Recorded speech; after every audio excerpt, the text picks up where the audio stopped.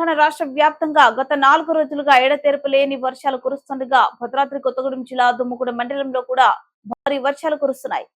ఎడతెరిపి లేని వర్షాలు కురుస్తున్న కారణంగా మండలంలో ప్రధాన వాగులైన గుబ్బలమంగి వాగు, సీతవాగు, తూరిబాక వాగులు ఉధృతంగా పొంగి ప్రవహిస్తున్నాయి.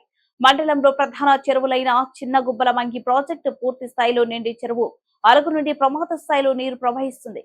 దీంతో పాటు మండలంలో పెద్ద చెరువులైన గంగోలు చెరువు, కొంగవాగు చెరువు, తులసమ్మ వాగు చెరువు తదితర చెరువులు పూర్తి స్థాయిలో నుండి అలుగుల నుండి బయటకు నీరు ప్రవహిస్తుంది. మండలంలో గల చిన్న చెరువులు, కుంటలు కూడా పూర్తి స్థాయిలో నుండి నిండు కుండలను తలపిస్తున్నాయి. గుబ్బల మంగి వాగు ఉధృతంగా ప్రవహిస్తుండటంతో పెద్ద నల్లబల్లి గ్రామం మీదుగా ఛత్తీస్గఢ్ రాష్ట్రానికి వెళ్లే ప్రధాన రహదారికి లక్ష్మీపురం గ్రామం వద్ద భారీగా వరద నీరు చేరడంతో గౌరవరం, పైడిగూడెం ఆయా ప్రాంతాలకు రాకపోకలు స్తంభించాయి. బైరగులపాడు, సున్నంబట్టి గ్రామాల మధ్య గల మార్గానికి గోదావరి ఎగపోటు భారీ వర్షంతో వచ్చిన వరద నీరుతో రోడ్డుపై భారీగా వరద నీరు చేరడంతో ఆ గ్రామానికి భావ్య ప్రపంచానికి సంబంధాలు నిలిచిపోయాయి. ఆ గ్రామం జల దిగ్బంధంలో ఉంది. మరోపక్క గోదావరి కూడా క్రమేపీ పెరుగుతుంది. దుమ్ముగూడెం ఆయకట్ట వద్ద గోదావరి ఉగ్రరూపం దాల్చింది. శుక్రవారం నుండి శనివారం మధ్య వరకు దుమ్ముగూడెం మండలంలో 7.5 సెంటీమీటర్ల వర్షపాతం నమోదైంది.